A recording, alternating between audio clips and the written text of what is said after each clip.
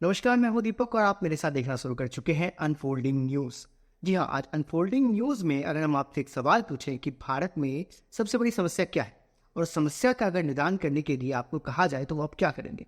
आप सबके मन में एक ही बड़ी सबसे बड़ी समस्या जो सामने आती होगी वो होगी बेरोजगारी, और दूसरी होगी सबसे बड़ी जो समस्या वो स्वास्थ्य की समस्या, क्योंकि अभी हमने कोरोना को काल को देखा है, कोरोना काल कुछ दिन पहले गया है, तो ये दो समस्या आपके सामने में सबसे ज़्यादा सामने आती होगी और आपको लगता होगा कि दोनों सबसे ज़्यादा ज़रूरी समस्याएं हैं।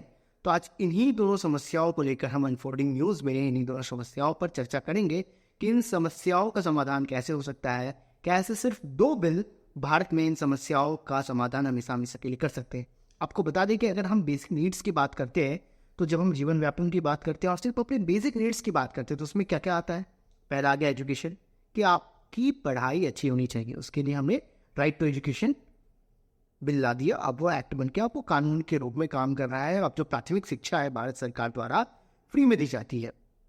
दूसरी जो हम बात कर लेते हैं फूड सिक्योरिटी, तो इसके लिए अंत्योदय योजना आई है सरकार के द्वारा, जिसके तहत जो भी आदमी है, जो भी भारत का नागरिक है, उसके लिए जो बीपीएल कार्ड अन्य कार्डों के माध्यम से उसके लिए फूड सिक्योरिटी का इंतजाम किया गया है, ताकि हमारे देश में कोई भी व्यक्ति भूख से ना मरे। अब बात करते हैं कि सिर्फ दो बिल, ऐसे और कौन से दो बिल लाए जाए हमारे इस देश में जिससे हमारा देश का कायाकल्प हो जाए, हमारे देश में एक ऐसा रिवोल्यूशन आ जाए सिर्फ इस दो बिल से, जो संसद में भारत सरकार अगर चाहे तो ला करके कर सकती है। और इसी में से एक बिल हाल ही में 2022 में राजस्थान सरकार ने ला करके ये सच कर दिया और सच कर दिखाया। बात करते हैं सबसे बड़ी जो हमारी देश की समस्याएं हैं इस वक्त, वो हेल्थ की समस्या है, स्वास्थ्य समस्या है, हॉस्पिटल्स की कमी है। प्राइवेट हॉस्पिटल्स में गरीब व्यक्ति जा नहीं पाता है। एक अधना व्यक्ति जो अपने पूरे परिवार के लिए पूरे महीने में 4 से 5 हज़ार रुपये कमाता है, वो हॉस्पिटल के दरवाजे तक भी नहीं पहुंच पाता, उससे पहले उसकी मौतें हो जाती हैं। उससे पहले वो व्यक्ति तड़प तड़प कर मर जाता है, एम्बुलेंस उसके पास नहीं पहुंचता है। तो समय की मांग है और समय मांग करता है कि भारत सरकार एक ऐसा बिल लेकर आए, ऐसा कानून लेकर आए जिसके जरिए ये सुनिश्चित, ये गारंटी मिले हर एक व्यक्ति को कि उसको स्वास्थ्य सुविधाएं जो है भारत सरकार द्वारा दी गई, उसकी गारंटी संविधान में उसके फंडामेंटल राइट्स के द्वारा दी जाएंगी। फंडामेंटल राइट्स के बारे में आप सबको पता ही होगा। फंडामेंटल राइट्स के बारे में देखिए, आपको बताए थे कि फंडामेंटल राइट्स वो राइट्स है जो कि संविधान आपको देने की गारंटी देता है। और अगर फंडामेंटल राइट्स आपको अगर नहीं मिल रहे हैं तो भारत का जो सर्वोच्च न्यायालय है, सुप्रीम कोर्ट, आप उसमें भी जा करके फंडामेंटल राइट्स के लिए अपनी क्लेम कर सकते हैं। तो सिर्फ ये दो बिल को ला करके फंडामेंटल राइट्स बना करके भारत सरकार चाहे तो पूरे भारत में एक रेवोल्यूशन आ सकती है। पहला हो गया राइट टू हेल्थ की, जब हमने बात की। समझते हैं, अगर राइट टू हेल्थ को फंडामेंटल राइट बना दिया जाए तो क्या क्या होगा। जैसा कि आपको पता है कि बोलने की आज़ादी हमारे फंडामेंटल राइट है। अगर कोई हमसे हमारी बोलने की आज़ादी छीनता है तो हम इसके लिए सीधे सुप्रीम कोर्ट में केस कर सकते हैं। उसी तरीके से अगर राइट टू हेल्थ ला दिया जाए, गौर से सुनिएगा, अगर राइट टू हेल्थ पर बिल ला देती है मोदी सरकार, तो किसी भी प्राइवेट हॉस्पिटल की हिम्मत नहीं होगी, मजाल नहीं होगी किसी भी सरकारी हॉस्पिटल की कि वो किसी भी मरीज को सिर्फ ये कह के रोक दे कि उसके पास सुविधाओं का अभाव है, क्योंकि फंडामेंटल राइट बनते ही वो व्यक्ति का अधिकार होगा कि सरकार उससे वो सुविधा मुहैया करवाए। और फंडामेंटल राइट बनने के कारण सरकार को बाध्य होना पड़ेगा। जैसे सरकार को भी शिक्षा के लिए बाध्य होना पड़ता है, सरकार को स्कूलें बनानी पड़ती है। अगर कोई भी बच्चा प्राइमरी एजुकेशन के लिए क्लेम करता है कि उसको एजुकेशन चाहिए, तो सरकार का ये कर्तव्य है और वो सीधे इसके लिए सुप्रीम कोर्ट जा सकता है और सुप्रीम कोर्ट भी उसको उसकी शिक्षा की गारंटी देगा। तो उसी तरीके से अगर राइट टू हेल्थ आ जाता है, गौर से समझिएगा, तो ये कोरोना काल में जो हमने ये भयावह दृश्य देखा ना, जो ये कुछ डॉक्टर तथाकथित और बड़े बड़े हॉस्पिटल्स ने जो ये स्कैम किया, जिसमें गरीब लोग तड़पते हुए मर गए, तो मजाक नहीं होगी किसी भी हॉस्पिटल्स की, किसी भी डॉक्टर्स की, किसी भी सरकारी अस्पताल की, कि वो किसी भी मरीज को इस बात में डिनाई कर दे कि उसके पास बेसिक सुविधाएं नहीं है। उसको उन सुविधाओं को कहीं ना कहीं से अरेंज करना होगा।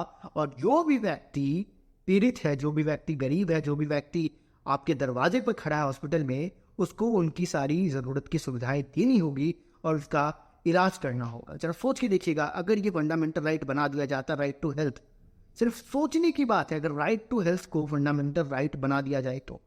यही काम किया है राजस्थान की सरकार ने, अशोक गहलोत की सरकार ने 2022 में। अब राजस्थान में आप क्लेम कर सकते हैं अगर राइट टू हेल्थ है आपके पास, राइट टू हेल्थ को उन्होंने अधिकार दे दिया है, उन्होंने बिल लाया अपने सदन में और ये कह दिया कि मेरे राजस्थान के हर एक नागरिक का, मेरे हर एक राज्य के नागरिक का ये जिम्मेदारी है और मैं उनको ये आश्वासन देता हूँ कि जो उनकी जो जांच के अभाव में, उनकी जो हॉस्पिटलाइजेशन के प्रोसेस में, उनकी जो जो इलाज के अभाव में उनकी कभी मौत नहीं होगी और उनका इलाज, उनको जो मुफ्त है इलाज, उनको मुफ्त जो है उनकी गारंटी दी जाएगी कि उनको कभी नहीं भगाया जाएगा। राइट टू हेल्थ की गारंटी उन्होंने दे दी है, आपको स्वास्थ्य का अधिकार दे दिया है। कितनी बड़ी बात है स्वास्थ्य का अधिकार। सोच के देखिए स्वास्थ्य के अधिकार पर कितनी चिंतन गहन की जरूरत है। और ये एक हमारे देश में, जब हमारे देश में एम्स के नाम पर वोट बटोरे जा रहे हो और हॉस्पिटल्स के नाम पे लोग वोट लेते हैं, तो ये इस देश में क्या जरूरी नहीं है कि भारत के नागरिकों को राइट टू हेल्थ भी मिले, जो हम हॉस्पिटल्स के अभाव में मरे क्योंकि हमने सरकार को करदाता है, हमने सरकार को वोट देकर चुना हमारे कार्यों के लिए। तो क्यों ना ये मांग की जानी चाहिए कि इस देश के संसद में, लोकतंत्र के मंदिर में एक ऐसा बिल आए और एक ऐसा फंडामेंटल राइट बने जो राइट टू हेल्थ के नाम से जाना जाए। पहली बात होगी राइट टू हेल्थ की। अब बात करते हैं राइट टू वर्क, जो सबसे बड़ा प्रॉब्लम है आज के समय में, सबसे बड़ी समस्या है। हो सकता है इस वीडियो को और इस राइट टू वर्क को बहुत सारे पूंजीपति लोग नहीं चाहते कि राइट टू वर्क आए, बहुत सारी सरकारें भी, क्योंकि सरकारें भी कॉर्पोरेट्स और पूंजीपतियों के इन्फ्लुएंस में कहीं ना कहीं कह सकते हैं कि कार्य करती है, तो नहीं करते। Right to work, right to work जो सबसे ज़्यादा इस समय की मांग है। आज के समय में मैं काम कर रहा हूँ, मैं किसी कंपनी में XYZ किसी कंपनी में काम कर रहा हूँ, मेरा कलीग को XYZ कंपनी में काम कर रहा है, मेरे पिताजी को XYZ कंपनी में काम कर रहे हैं, तो उनकी नौकरी की गारंटी के लिए एक बिल आना चाहिए कि आप कभी भी किसी एम्प्लॉय को विदाउट एनी वैल्यूबल रीजन आप उसको टर्मिनेट नहीं कर सकते। और अगर किसी का टर्मिनेशन होता है नौकरी से, तो सरकार, चाहे वो प्राइवेट हो या सरकारी हो, सरकार देश के हर एक युवाओं को नौकरी की गारंटी दे।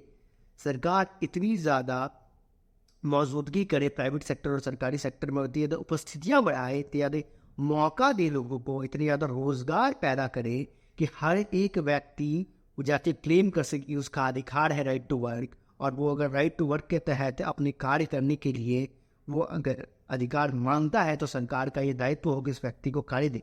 और सबसे ज़्यादा ये बड़े बड़े कॉर्पोरेट्स पर लागू होगा कि अगर राइट टू वर्क लागू हो जाएगा तो यकीन मानिए किसी भी कॉर्पोरेट की हिम्मत नहीं होगी किसी भी अपने कर्मचारी को बेवजह नोटिस में ले ऑफ कर देने का। कोरोना का काल आप सबने देखा, कोरोना काल से राइट टू वर्क और राइट टू हेल्थ दोनों जुड़ा हुआ है। इस तरीके से समझते हैं कि राइट टू हेल्थ तो आप समझ गए, हॉस्पिटल्स में बेड नहीं मिल रहे थे, पर इसी समय कितनी ही ऐसी कंपनियां थी जिन्होंने अपने एम्प्लॉयज़ को ले ऑफ कर दिया। अभी भी हम न्यूज़ में पढ़ते हैं कि मास ले ऑफ हो रहा है, फेसबुक ले ऑफ कर रहा है, बड़ी बड़ी कंपनियां जो हैं, इन्फोसिस जैसी कंपनियां हैं, ये लोग मास ले ऑफ कर रहे हैं। तो क्या वो जो व्यक्ति उनके साथ काम कर रहे थे उनके प्रति उस कंपनी की जिम्मेदारी नहीं है? हाँ या ना? अगर नहीं है तो सरकार इस पर कानून क्यों नहीं ला रही? लेबर लॉस तो हमारे जो देश में बने हुए, हर एक राज्य ने अलग अलग लेबर लॉस बना रखे, केंद्र ने अलग अलग लेबर लॉस बना रखे, पर ये लॉ है। पर जिस दिन ये राइट टू वर्क हमारा फंडामेंटल राइट बन जाएगा तो ये हमारी गारंटी होगी। जी हाँ, गारंटी शब्द को अभी केंद्र सरकार में जो प्रधानमंत्री है, भारत के यशस्वी प्रधानमंत्री, वो भी कह रहे हैं कि मैं आपको गारंटी देता हूँ। तो इसी बीच हम भी केंद्र सरकार में नरेंद्र मोदी हमारे प्रधानमंत्री से गारंटी चाहते हैं सिर्फ इन दो चीज़ों पे, एक तो राइट टू हेल्थ पे, एक राइट टू वर्क पे। प्लीज़ प्रधानमंत्री जी, राइट टू वर्क और राइट टू हेल्थ की आप गारंटी दीजिए ताकि हम देश के युवाओं को बेरोजगारी में ना भटकना पड़े। आपको बता दें कि अगर हमें गारंटी मिल जाती है, अगर सुप्रीम कोर्ट, अगर संविधान का रक्षक, अगर फंडामेंटल राइट का रक्षक अगर बन जाता है, फंडामेंटल राइट हमें ये तो मिल जाते हैं राइट टू वर्क का, तो किसी भी कॉर्पोरेट की ये मजाल नहीं होगी कि हमें नौकरी से निकाल दे बेवजह। चाहे वो कोविड जैसी महामारी हो, चाहे वो कोई और वजह हो, चाहे आप देखते हैं कि प्रोडक्शन चला तो आपने लोगों को रख लिया। हम अपनी बात अगर नहीं करें, कॉर्पोरेट की नहीं बात करें, तो लेबर्स की बात करते हैं जो 10-12 हज़ार की दिहाड़ी महीनवारी पे काम करते हैं, तो दिहाड़ी पे काम करते हैं, उनका रोजगार का क्या वो करदाता नहीं है? यकीन मानिए कि एक लेबर अगर 5 रुपए का साबुन की टिकिया खरीद रहा है, और अंबानी अगर कर दे रहा है ना तो दोनों बराबर के कर देता है। अगर हम रोड पर टोल टैक्स दे रहे हैं, अंबानी भी रोड पर चल के अगर टोल टैक्स दे रहा है, अडानी भी रोड पर चल के अगर टोल टैक्स दे रहा है, तो हम दोनों बराबर के कर देता है। क्या वो लेबर्स का वो हक नहीं है कि वो सरकार से वो हक मांगे कि उनके लिए भी जो रोजगार हो वो सुनिश्चित की जाए। रोजगार सुनिश्चित के नाम पे बहुत अच्छी योजना आप सबने सुना होगा, मनरेगा। मनरेगा के बारे में एक कथन और है कि मन करेगा तो करेंगे, नहीं तो नहीं करेंगे। Mahatma Gandhi national rural employment scheme बहुत अच्छा ये स्कीम है, जिसमें 100 दिनों के लिए आपको रोजगार की गारंटी मिलती है। इसी तरीके से क्या राइट टू वर्क जो है हमारा फंडामेंटल राइट नहीं बन सकता? मनरेगा की बहुत ज़्यादा सराहना भी होनी चाहिए, क्योंकि मनरेगा जिस तरीके से ये स्कीम लाया गया था लेबर्स के लिए बहुत ही ज़्यादा लाभदायक, पर उसमें भी जिस तरीके से आगे में बात आई, घोटाले आए सामने कई तरह की चीज़ निकलती आई कि मनरेगा में एक ही काम कराने के लिए अलग अलग पैसे दिए जा रहे हैं और एक ही गड्ढे को वापस गड्ढा खुलवाया जा रहा है लेबर से। उसी तरीके से क्यों ना राइट टू वर्क अगर आ गया, यकीन मानिए कॉर्पोरेट पे बहुत बड़ी लगाम लगेगी, और शायद ये बोलने के लिए आसान होगी भारत सरकार अगर चाहे तो राइट टू वर्क लाए। बट बहुत सारी कंट्रीज में है राइट टू वर्क, जापान में है राइट टू वर्क, बहुत सारी कंट्रीज की अगर आप बात कीजिए तो राइट टू वर्क है वहाँ पे। अगर आप काम कर रहे हैं तो आपको काम करने का अधिकार है, आपको जॉब से कोई वंचित नहीं रख सकता। और किसी कारणवश अगर किसी कंपनी को आप छोड़ने पे विवश भी हो जाते हैं, हो सकता है आप खुद ही उस कंपनी में नहीं काम करना चाहते, उसके बाद अगर नौकरी के अभाव हो, तो राइट टू वर्क अगर हमारा फंडामेंटल राइट बन गया, ये सुप्रीम कोर्ट की जिम्मेदारी होगी, भारत सरकार की जिम्मेदारी होगी हमें दूसरी नौकरी दिलाए। बताइए गए खास वीडियो हमारी इस दो टॉपिक पर कैसी लगी? तब तक के लिए बने रहे, देखते रहे, ऐसे ही कुछ और खबरों और तथ्यों को लेकर आएंगे और आपके सामने अनफोल्डिंग न्यूज़ में अनफोल्ड करेंगे। तब तक के लिए धन्यवाद।